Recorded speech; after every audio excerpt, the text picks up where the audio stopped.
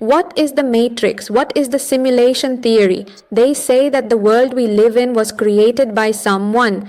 If that's true, then why was this world created? Where did we come from? Why is all of this happening? You'll find answers to all these questions in this video. Would you believe it if I said all of this started with Elon Musk? Who is he? He is one of the biggest businessmen in the world and the CEO of companies like Neuralink, Tesla, and SpaceX. Once in an interview, Elon Musk was asked a question. The answer he gave to that question has sparked many more questions. What is it? See for yourself. This entire world could simply be a fleeting dream. Cricket player. Modern video games are truly how incredibly realistic. I know, it is honestly like, how much further can this technology possibly go in the future? It is like an entirely different way of living goes on, and every single thing exists in 3 dimensions, and all of those incredible details. Stuff, it could be that, that's like that beach avatar person. In this video, what he says is that this entire world is a simulation. That is, just like how we play video games and the kind of simulation they create in those games, in the same way, he says that this world itself is just a simulation. Not only that, if you've seen the movie Avatar, you'll understand. He says it's just like the avatars in that movie. We've been born into this world in the same way, he says. In other words, he says we've been given a body. If this is a bit confusing or hard to understand, then watch this video.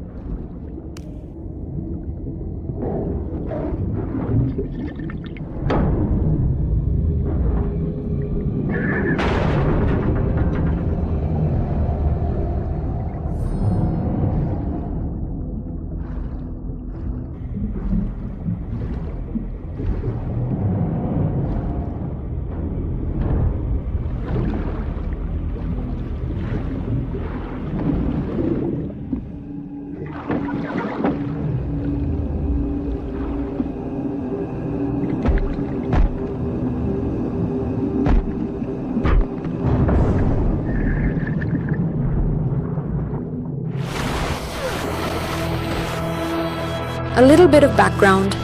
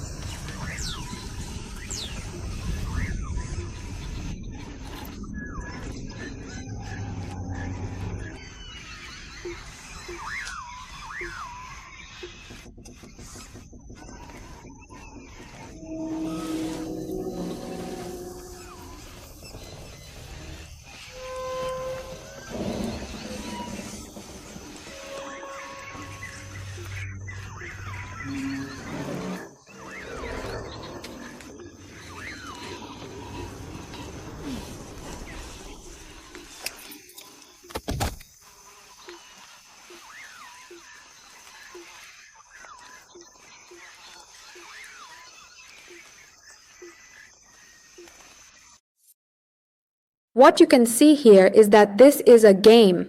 In it, there is a character, let's call it an avatar. This character is playing in the game, that is, she's playing. In this, the girl is now fighting to protect her own life. This character cannot act on its own. Someone from outside is actually playing this game.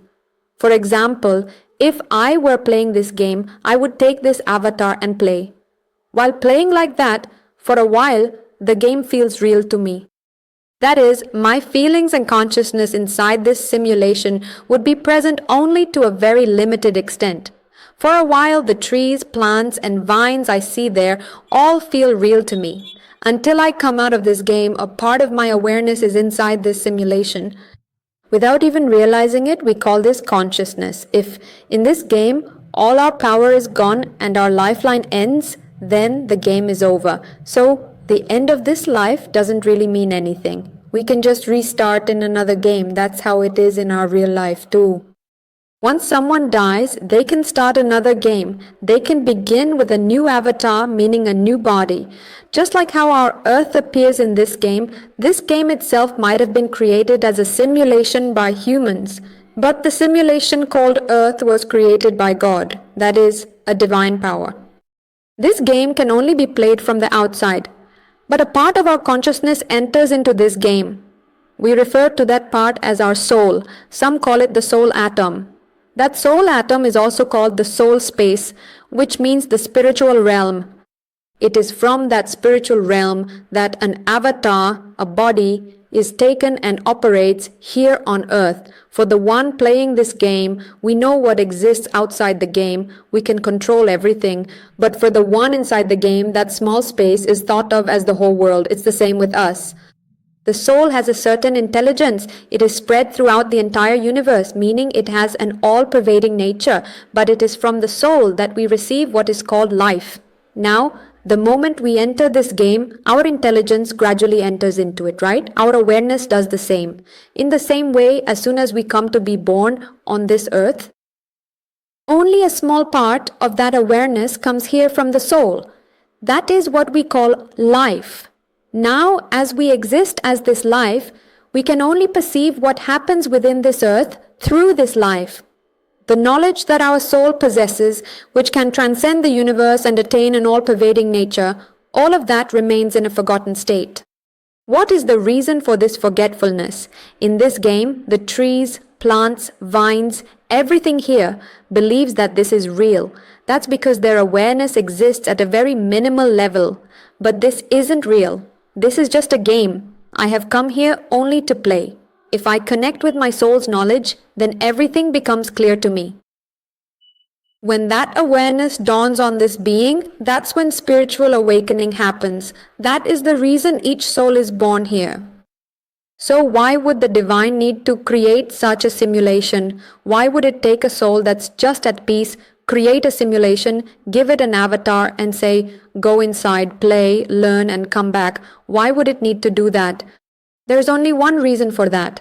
Our soul has limited knowledge while the divine has infinite knowledge. For our limited knowledge to transform into infinite knowledge, there needs to be a place to experience and gain that knowledge.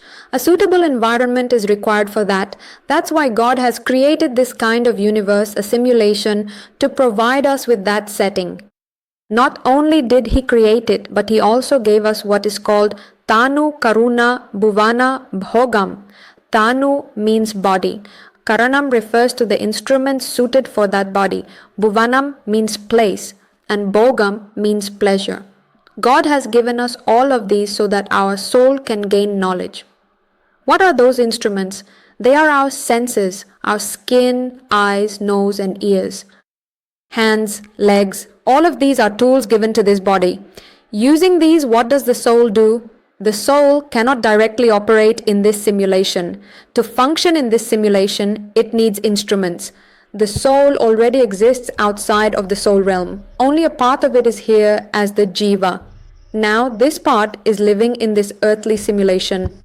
That's why In this simulated world, you can't function without these tools. So how can the soul perceive this world? For that, it needs eyes, right? To walk, it needs legs. To hear the sounds in this world, it needs ears. To smell the scents in this world, it needs a nose. If it wants to take and eat the food in this world, it needs... To taste, you need tools. These are what we call the five senses. Why do we need all these? If you wonder why we can't do without them, it's because it's through these senses that we experience pleasure and pain. And it's through these experiences of pleasure and pain that we gain knowledge. For example, when we're experiencing pleasure, the soul is able to understand what pleasure actually is. For example, let's say we have some food with us. When we eat that food, we experience pleasure. If we haven't drunk water for 10 days, when we finally drink water, the pain is relieved and we come to know what pain is. We also come to know what pleasure is. Little by little, the soul is being imparted with knowledge. How can we sense this? When we are young, as children, our awareness gradually increases as we grow.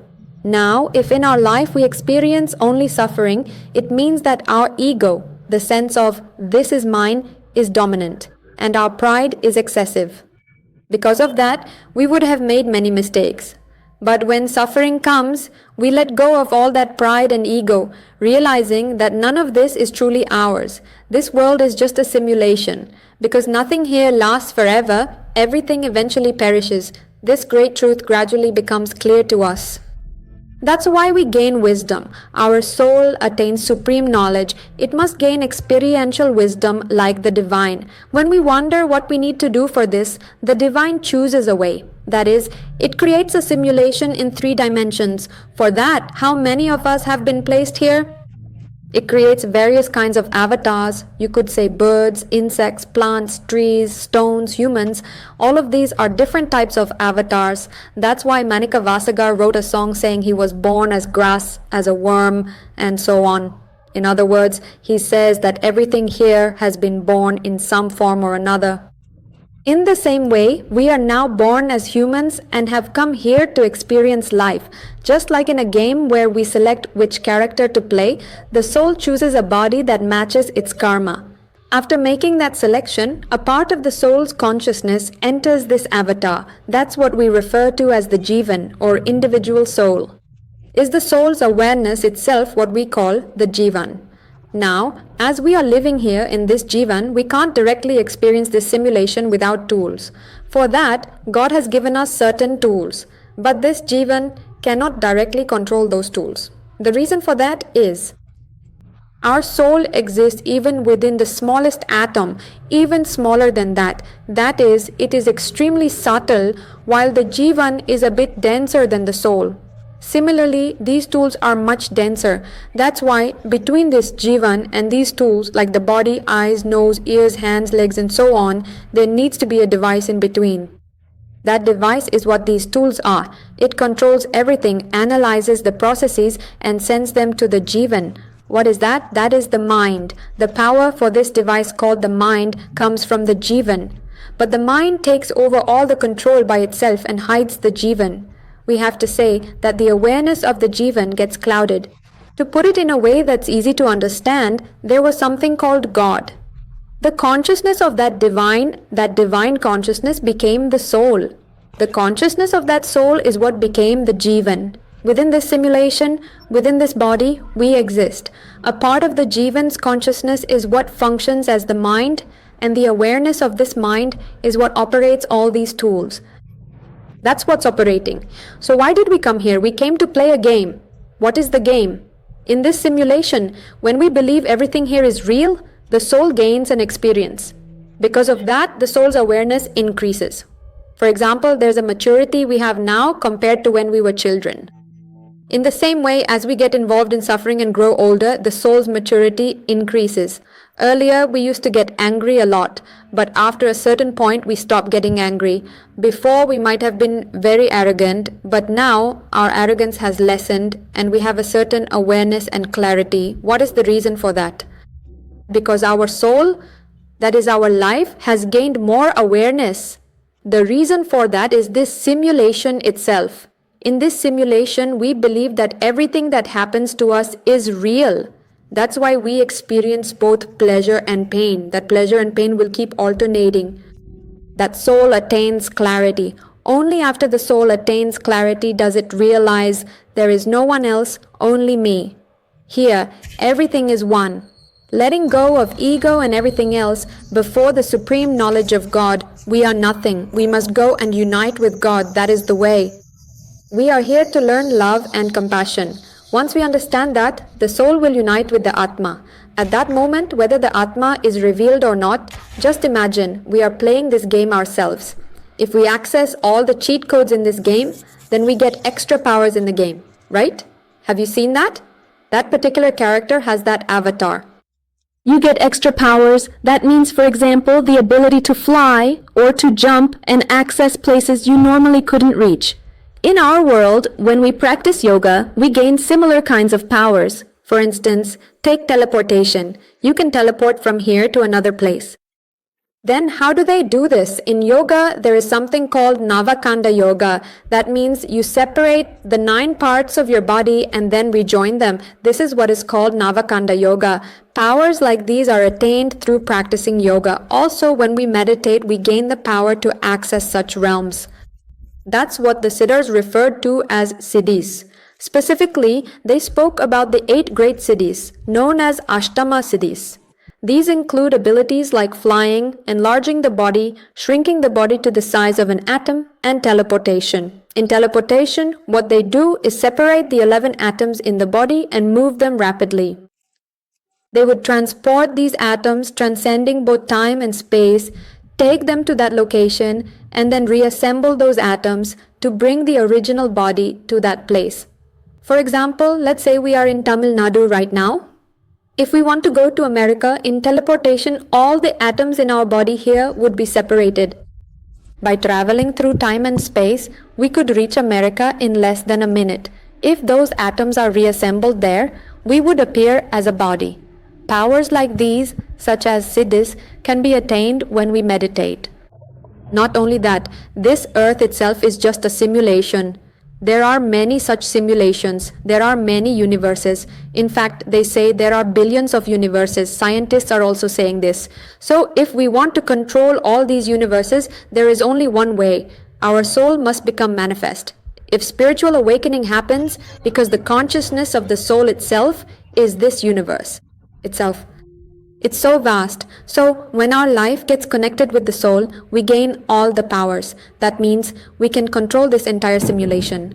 On our earth, there is a 13D simulation. That is, they call it length, breadth, and width. In this way, there is a 13D simulation. Are all simulations like this? No, they're not.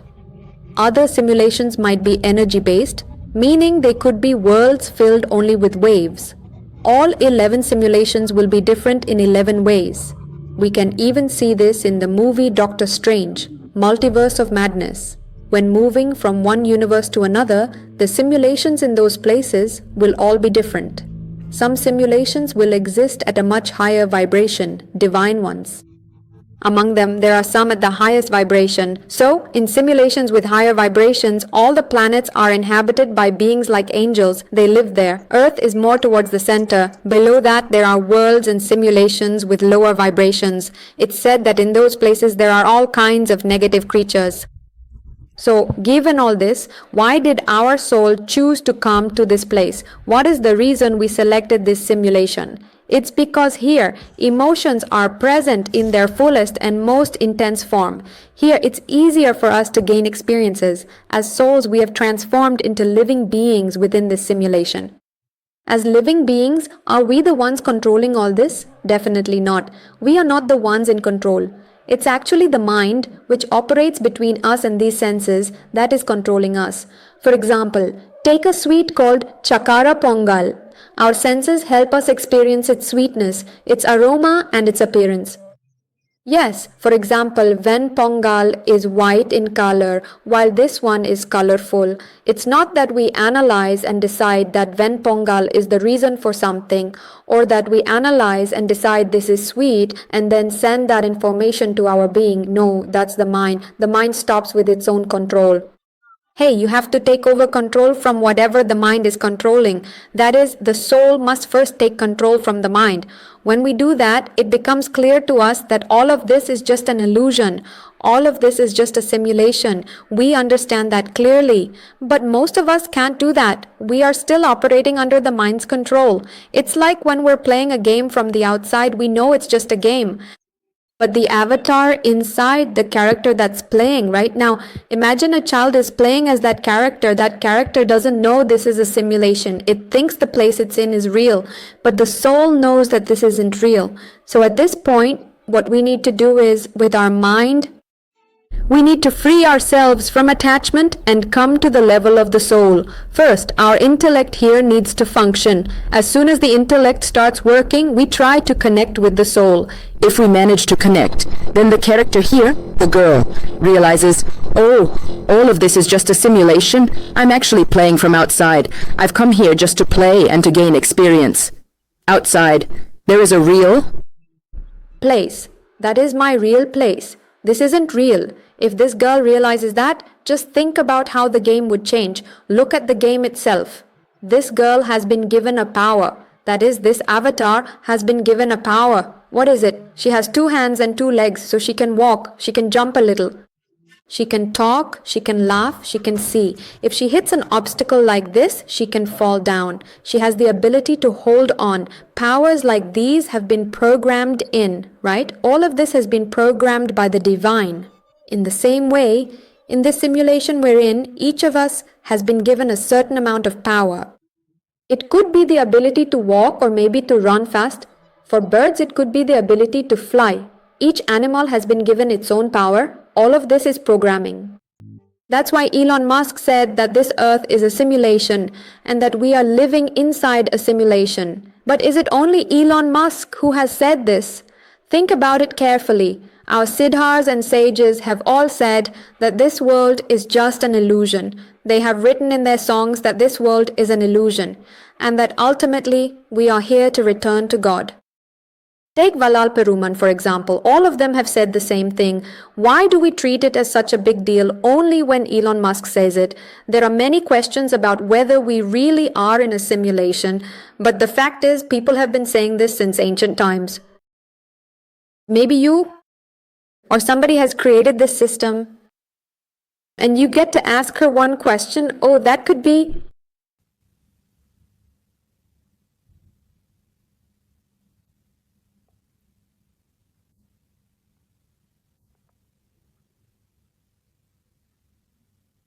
What if she says it's a simulation?